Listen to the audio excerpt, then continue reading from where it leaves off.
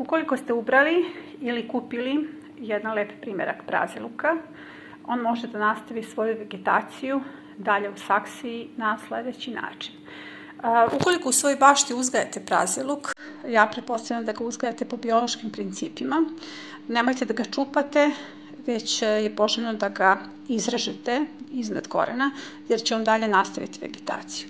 Ukoliko u marketu kupite praziluk, znajte da je on tretiran višestruko, ali onda kada nastavite njegov uzgoj u saksiji, svi ti tretmani koji biljka doživjela se gube i vi ćete dobiti jednu potpuno biološki uzgojenu biljku. Šta radimo kada uberemo ili kupimo praziluk? Jako je bitno da obratite pažnju na količinu dlačica na samom vrhu, dakle kod kupovine birajte da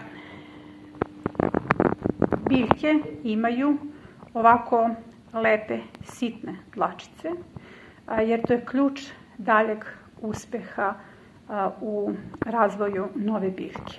Zatim, kod upotrebe u kuhinji odmah izrežete i ovaj njihov vrh. Taj vrh, odnosno ovaj koren, će dalje biti nadogradnja za rast sasvim nove biljke u vašoj saksiji. Ono što je potrebno dalje da uradite sa ovim korenom jeste da ga stavite u vodu.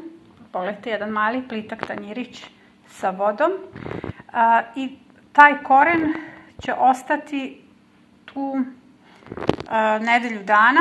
Nakon nedelju dana ćemo imati vrlo zanimljive rezultate.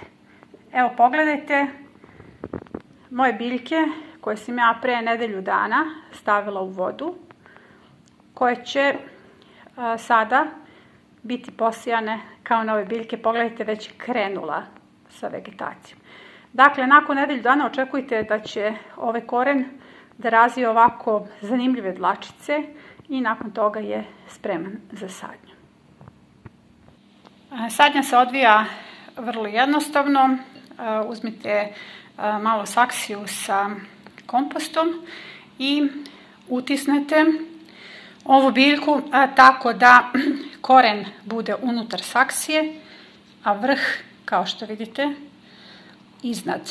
Svaki ovaj korenčić mora da se pokrije.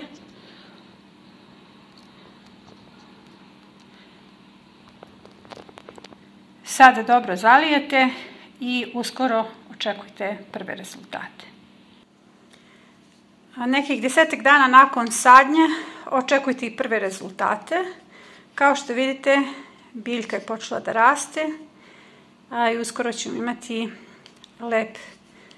lepu biljku, novu biljku praziluka koja se razvila iz temelja stare. Probajte. Ovo je vrlo zanimljiv način da one biljke koje kupujete u marketu iskoristite nekoliko puta u domaćinstvu. Ne zauzima puno mesta, potrebna vam je jedna manja čaša, a imate svoju zdravu hranu. Dakle, hrana može da se proizvede i u maloj čaši.